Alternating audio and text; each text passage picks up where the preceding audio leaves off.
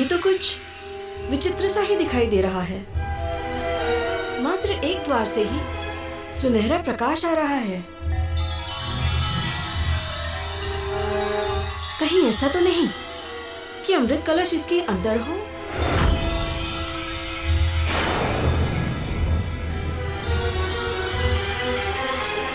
मुझे जाकर देखना ही होगा।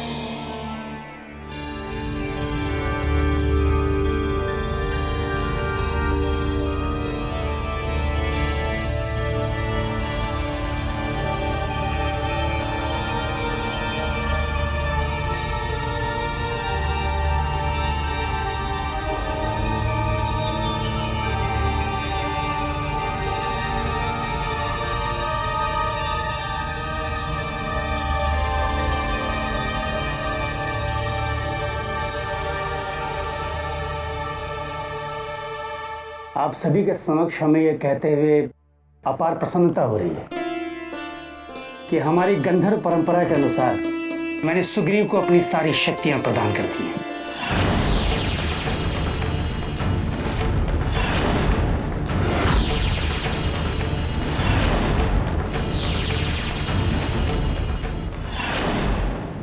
आज से सुग्रीव मेरे उत्तराधिकारी होंगे।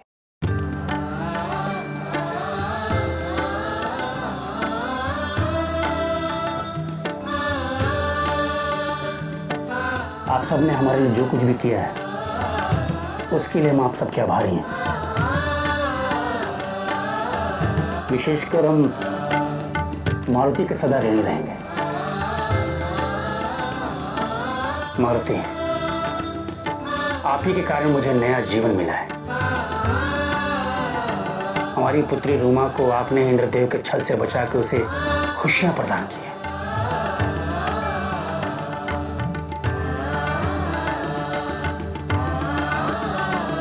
आपको शत शत नमन।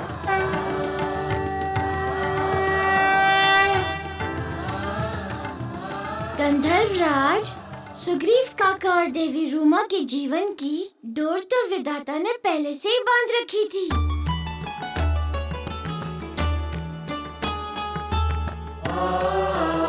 मैंने तो कुछ नहीं किया। ये तो आपका बड़प्पन है मारुति, किंतु मैं जानता हूं कि हमारे संकटों को आपने दूर किया है। संकट मोचन,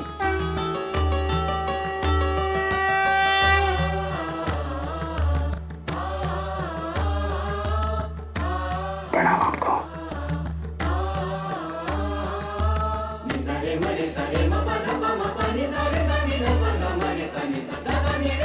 अब हमें आज्ञा दीजिए।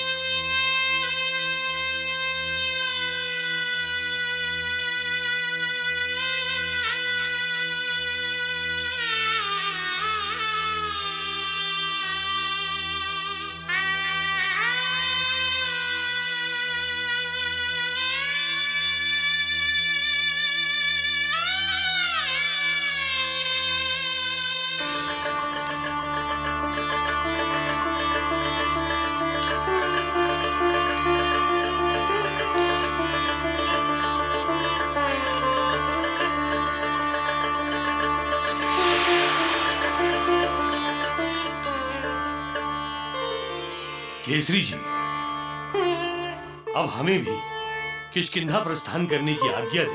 परंतु अभी एकाएक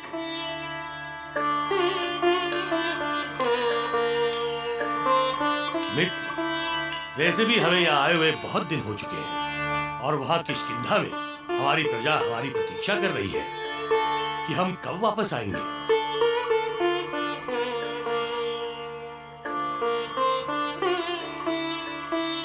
तारा, अब किष्किंधा चलने के लिए तैयारी शुरू करो।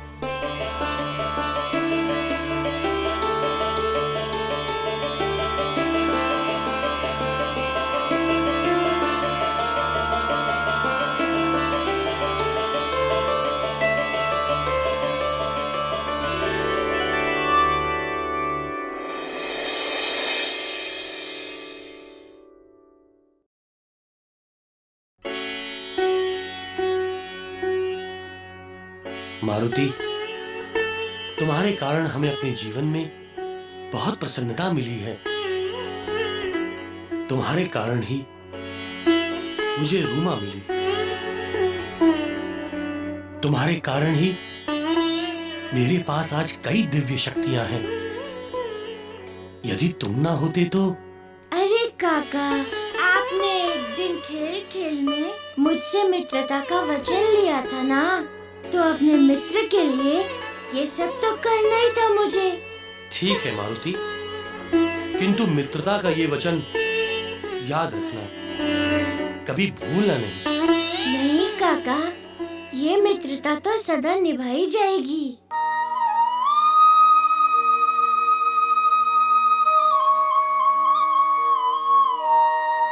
मारुति, मैं भी तुम्हारी ऋणी हूँ। तुमने मेरे पिताजी के जीवन को बचाया, मेरे प्रेम को परिणाम तक पहुंचाया।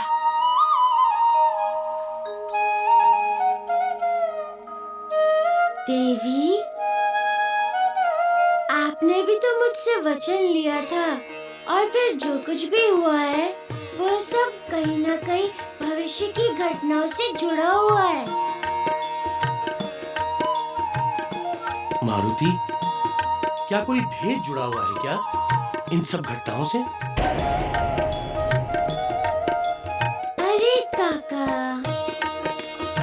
ये तो कहावत है कि आज की घटनाओं की नींव पर भविष्य की घटनाओं का आधार होता है।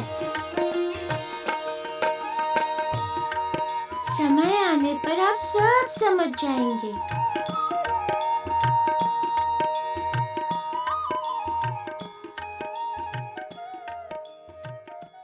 चलो सुग्रीव, अब चलने का समय हो गया है। हाँ भैया, हाँ। मारुति, तुम तो हमारे वानर जाति के सिरमौर हो। हमारी वानर जाति को तुम पे सदैव गर्व रहेगा।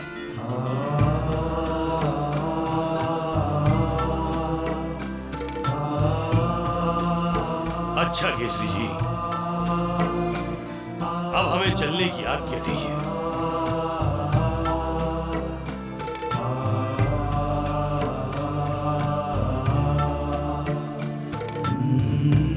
चलिए तारा, आइए।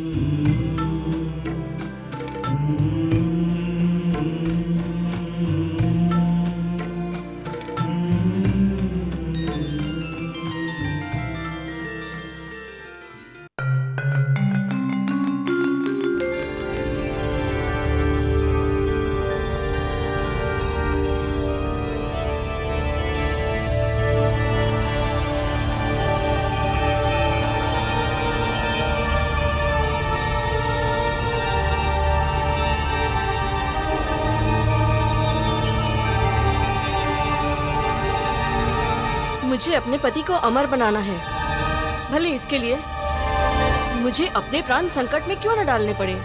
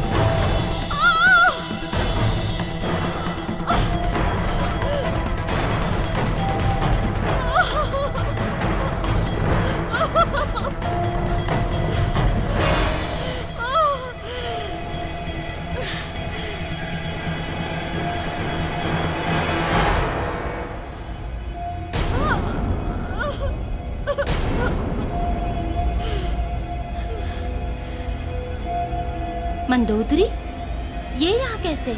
मैं तो इन्हें पूजा कक्ष में छोड़कर आई थी।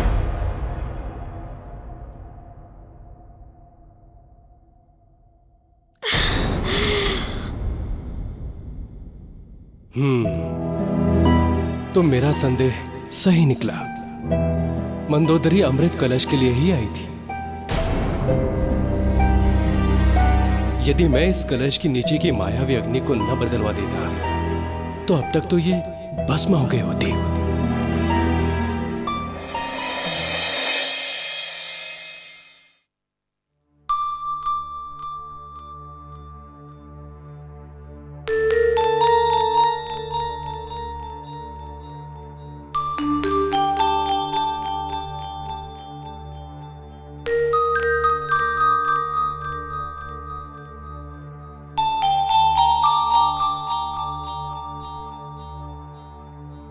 माँ, मेरी प्यारी माँ, मैं तुमसे बहुत प्रेम करता हूँ, इसीलिए मैं भयभीत हो गया था।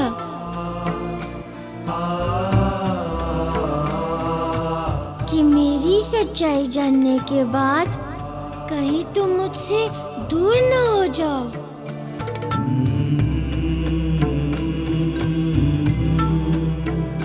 क्योंकि जीवन में पहली बार तो मुझे माँ के प्यार का अनुभव हुआ है।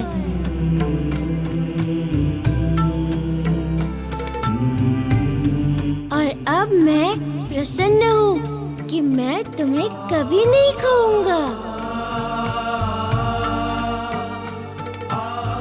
बचाओ! बचाओ मुझे! बचाओ मुझे! बचाओ! बचाओ मुझे! ये तो किसी स्त्री की करुण पुकार है जो कहीं दूर से आ रही है। कौन हो सकती है ये स्त्री? बचाओ! बचाओ! हे मारुति, मुझे बचाइए! बचाओ! बचाओ! ये तो शबरी की करुण पुकार है। अवश्य ही वो किसी संकट में है।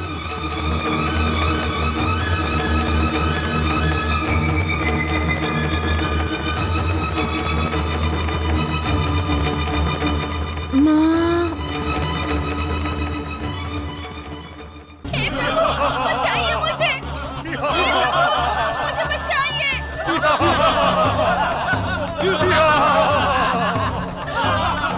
मुझे बचाइए!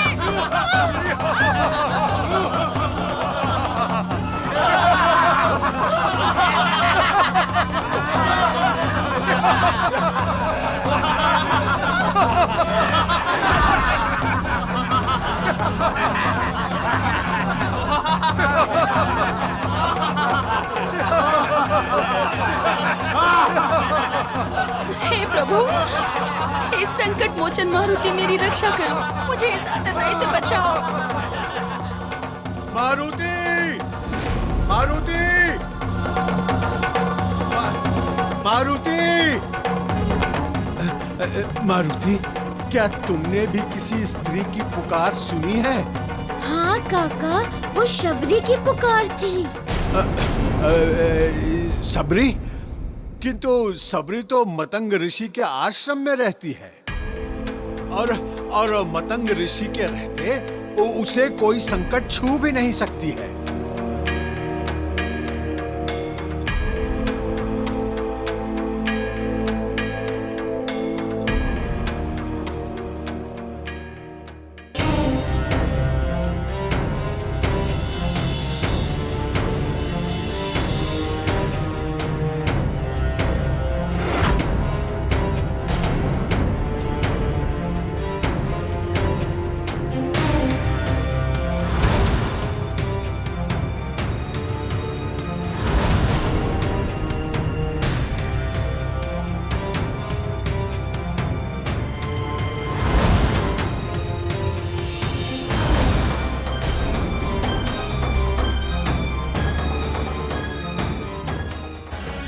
काका, शबरी का हम पर बहुत बड़ा ऋण है।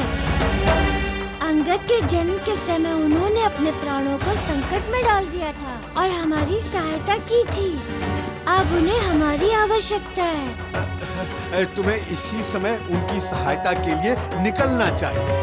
किंतु मुझे माँ की भी चिंता है। मारुति, उन्हें मैं संभाल लूंगा। तुम शीघ्र निकलो और शबरी की सहायता करो। हाँ।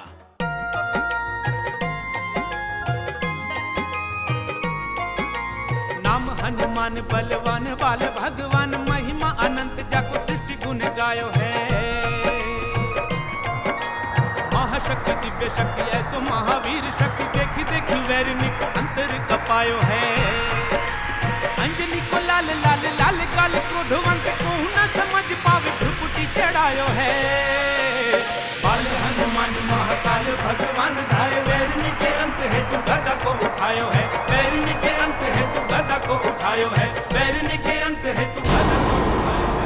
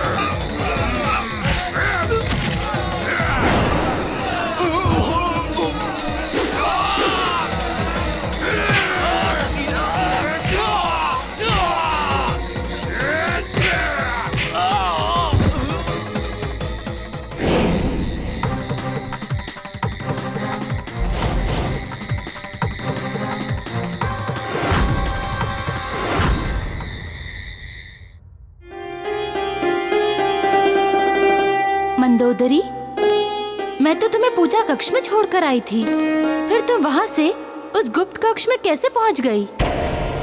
वो रोहिणी जी, जब मैं पूजा करने बैठी तो मैंने देखा कि पूजा की थाली में फूल ही नहीं है, और तब तक सेवक भी वहां से जा चुके थे। तो मैं स्वयं ही फूल लेने के लिए चली गई और फूल ढूंढते ढूंढते वहां जा पहुंची।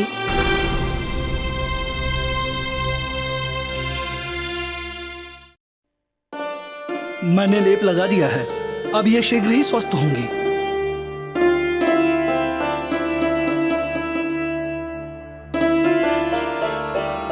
वो तो अच्छा हुआ कि तुम बच गई। यदि तुम्हें कुछ हो जाता तो? मैंने तुमसे पहले ही कहा था कि यदि तुम्हें कुछ भी चाहिए तो मुझसे बता देना। ये तुम्हें कैसे बताती रोहिणी? ये फूल चुनने नहीं, अमृत कलश ढूंढने निकली थी। अब मुझे सतर्क रहना होगा।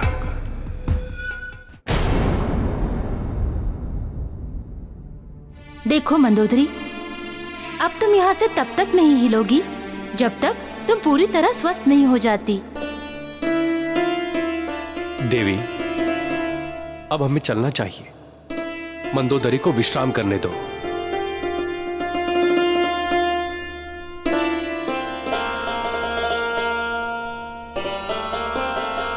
प्रणाम।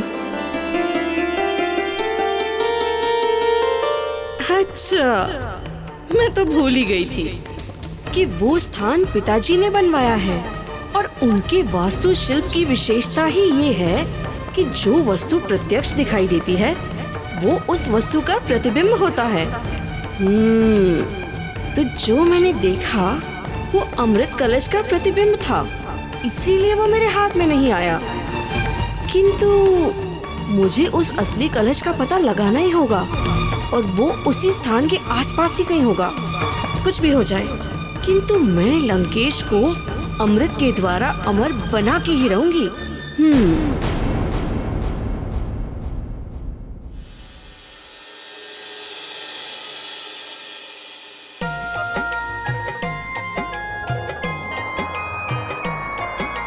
नाम हनुमान बलवान बाल भगवान, महिमा अनंत जग महाशक्ति दिव्य शक्ति ऐसो महावीर शक्ति देखी देखी वैरिणी को अंतर कपायो है। अंजनी को लाल लाल लाल गाल क्रोधवंत को न समझ पावे भ्रुकुटी चढ़ायो है। बाल हनुमान महाकाल भगवान धाय वैरिणी के अंत है तू गदा को उठायो है। वैरिणी के अंत है तू गदा को उठायो है। वैरिणी के अंत है तू गदा को उठायो है।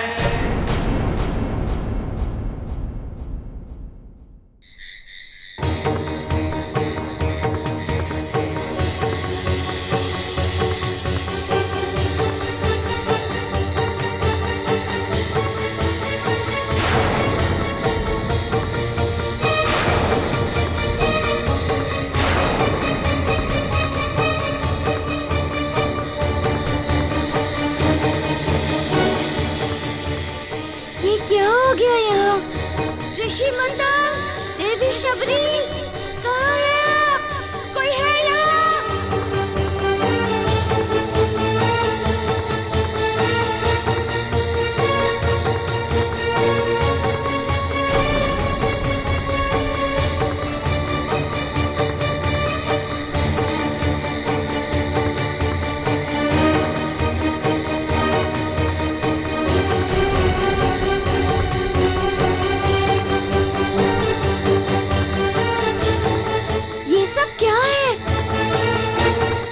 सबकी ये दशा किसने की? अनर्थ हो गया प्रभु, बहुत बड़ा अनर्थ हो गया। कुछ भील आए और शबरी को बलपूर्वक उठाकर ले गए और हमने विरोध किया तो उन्होंने हमारी ये दशा कर दी। और गुरुदेव मतंग?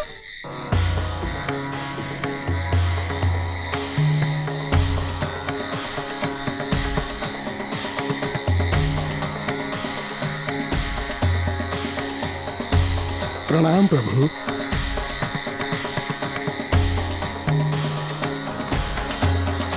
देखिए गुरुदेव, आपकी अनुपस्थिति में हमारी क्या दशा हो गई।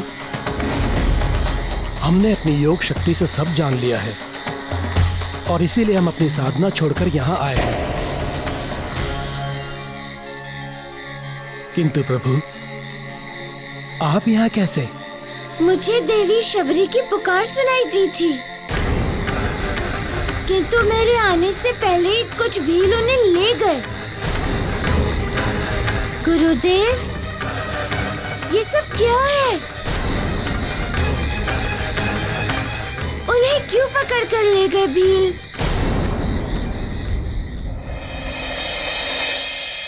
प्रभु, शबरी भी एक भीलनी ही है। क्या?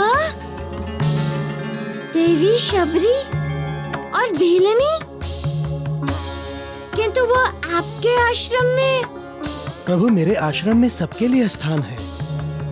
शबरी पिछले 4 वर्षों से इस आश्रम में सन्यासिनी का जीवन व्यतीत कर रही थी और प्रभु भक्ति में लीन थी, किंतु उसका पिछला जीवन बहुत ही दुखमय रहा। प्रभु, कई वर्षों पूर्व मदनू नाम के एक भील के साथ उसका विवाह हुआ था, जो कि उसके ऊपर बहुत अत्याचार करता था, दिन रात उसे मारता पीटता रहता था।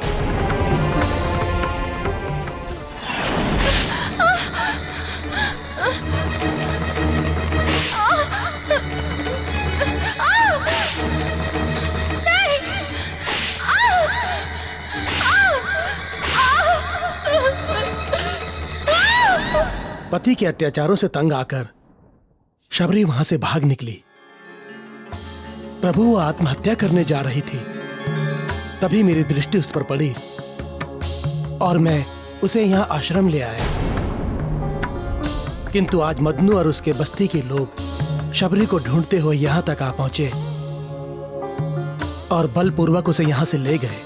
अपनी पत्नी पर अत्याचार करना तो घोर पाप है, किंतु गुरुदेव, एक भीलनी होते हुए भी शबरी सन्यासिनी कैसे बन गई?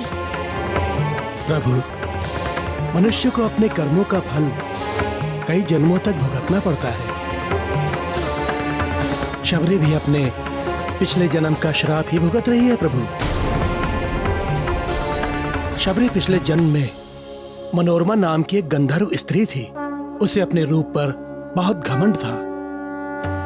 बहुत ही क्रोधी और कठोर स्वभाव वाली स्त्री थी वो। उसका विवाह एक विष्णु भक्त गंधर्व के साथ हुआ था, जो कि बहुत ही विद्वान और शालीन स्वभाव का था। सदा ही विष्णु भक्ति में लीन रहता था।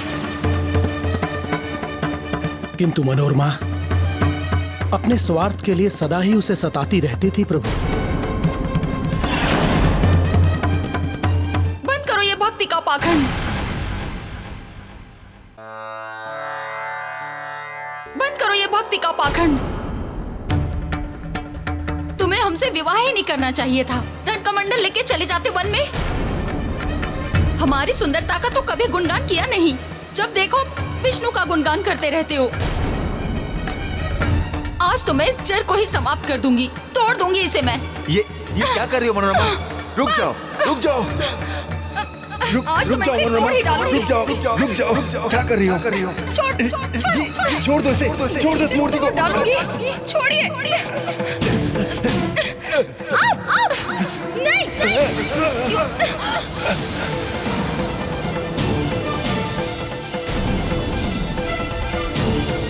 ये क्या किया तुमने? ठीक किया हमने। सुबह से तुम्हें भोजन के लिए कह रहे थे, परंतु तुम हमारे सामने कच्चे फल पटक के यहाँ पूजा में उलझे हो। बस मनोरमा,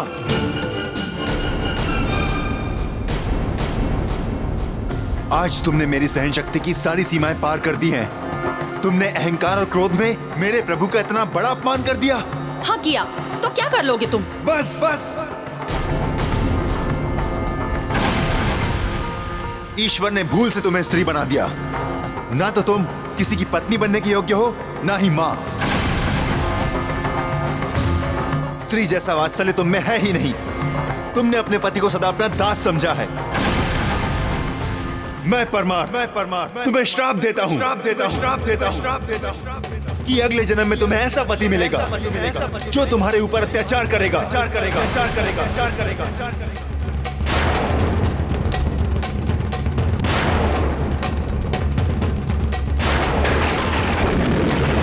धरती लोक में जन्म लेकर तुम एक निर्दयी भील की पत्नी बनोगी और उसके अत्याचारों से तुम्हारा पूरा जीवन नरक की तरह व्यतीत होगा।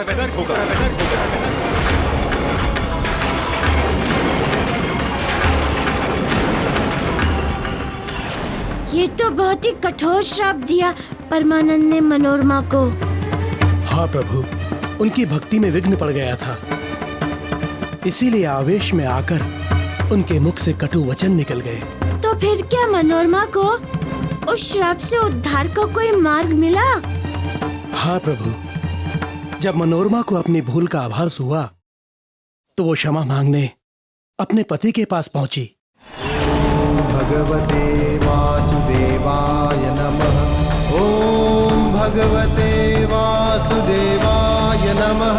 ओम भगवते वासुदेवाय नमः। ओम भगवते वासुदेवाय नमः। ओम भगवते वासुदेवाय नमः। ओम भगवते वासुदेवाय नमः। ओम भगवते वासुदेवाय नमः। मुझे क्षमा कर दीजिए स्वामी। सुंदरता के घमंड में आकर मुझसे बहुत बड़ी भूल हो गई। स्वार्थ के वशीभूत में आपको सताती रही, अपने कर्तव्यों को भूल बैठी। अपने क्रोध को शांत कीजिए स्वामी और अपने श्राप को वापस ले लीजिए। मैं आपको वचन देती हूँ कि ऐसी भूल दोबारा नहीं करूंगी। मेरा क्रोध तो कब का शांत हो चुका है, किंतु तुमने मेरा ही नहीं भगवान विष्णु के प्रति भी घोर अपराध किया है।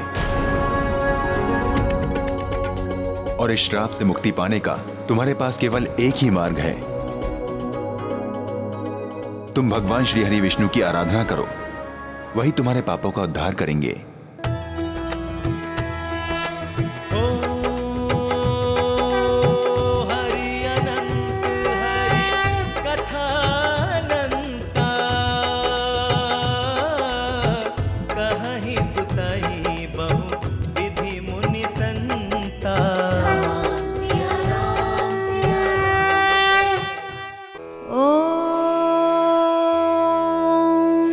विष्णवे नमः।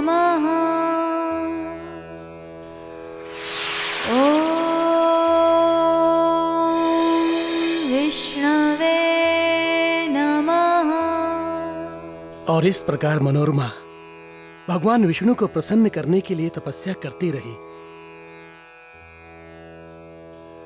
ओम विष्णवे नमः। ओम विष्णवे नमः। ओम विष्णवे नमः। ओम विष्णवे नमः। ओम विष्णवे नमः। ओम विष्णवे नमः। वर्षों बीत गए प्रभु, और अंततः भगवान विष्णु प्रसन्न हो ही गए। विष्णवे नमः। ओम विष्णवे नमः। मनोरमा, मनोरमा, मनोरमा,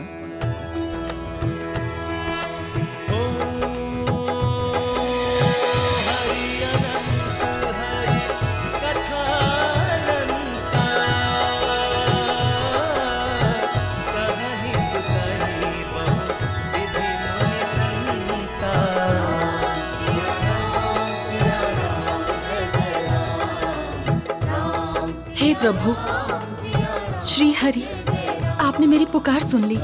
हाँ देवी मनोरमा, हम तुम्हारी तपस्या से प्रसन्न हुए। प्रभु, पर आप मुझे दिखाई क्यों नहीं दे रहे? मुझे दर्शन दीजिए, मेरा उद्धार कीजिए जगदीश्वर। तुम्हारा उद्धार भी होगा और हम तुम्हें दर्शन भी देंगे,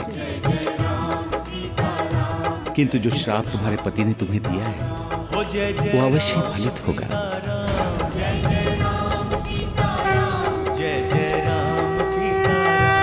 अर्थात प्रभु, मुझे धरती लोक पर नरकीय जीवन बिताना पड़ेगा। हाँ देवी, ये तो सृष्टि का नियम है, जो जैसा करता है उसे वैसा ही भोगना पड़ता है। किंतु धरती लोक पर जब हम राम अवतार लेंगे तब तुम्हें दर्शन भी देंगे और तभी तुम्हारा उद्धार होगा।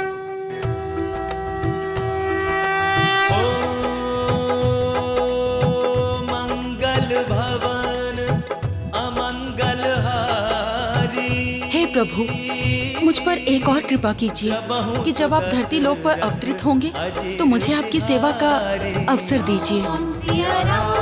अवश्य देवी, धरती लोक पर शबरी के नाम से तुम्हारा जन्म होगा। हम तुम्हारे हाथों से बेर खाएंगे।